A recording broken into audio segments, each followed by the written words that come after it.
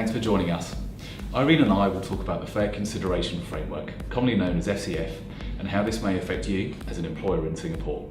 Yes, it will be a brief introduction, and Mark and I will also highlight some key points and trends that may have a time-consuming and costly impact to the way your business runs. To begin with, the FCF details fair hiring requirements for employers in Singapore. This includes, amongst other requirements, advertising vacant positions in the jobs bank, and could result in additional scrutiny if they've not been met. Some examples we know that the Ministry of Manpower, or MOM, will pick up on are companies that have a low number of locals at professional, managerial and executive level compared to others within the same industry. Companies that receive repeated complaints on nationality-based hiring practices, and referrals made to the MOM from other government agencies responsible for regulating selected industries. It's part of the government's overall effort to strengthen the Singaporean core of every business's workforce and is relevant to all enterprises operating in Singapore.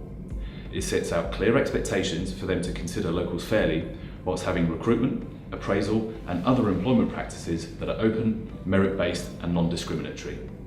Following that, the FCF Watchlist was introduced in late 2015. It is a list of employers who have been found not to be fully compliant with the framework.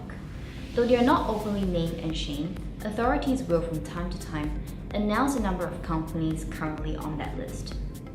Just recently, the MOM reported some 300 employers in Singapore were placed on the watch list, which is an increase of 50 from the previous update 6 months earlier. These companies are currently guided by TAFEP, with the aim to improve their employment practices over a period of 6 months. A company listed on the watch list may most likely find that their work pass applications are not processed normally, taking possibly 3 months or more.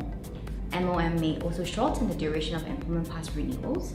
If TAFEP is not satisfied with the firm's progress in 6 months' time, they may recommend to MOM to reject employment pass applications made by the company. These can then have a significant impact on the business. As Irene mentioned earlier, it could mean that it would take 6 months, or maybe even more, for companies to rectify the issue. Employers on the watch list will have to demonstrate improvement in their employment practices, for example, by having a comprehensive plan to improve fair employment practices, considering all candidates fairly, and developing employees based on merit.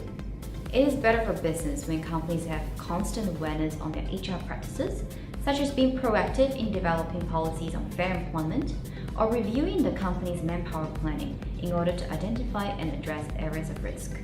And that's a wrap from us. Stay tuned for more updates and insights.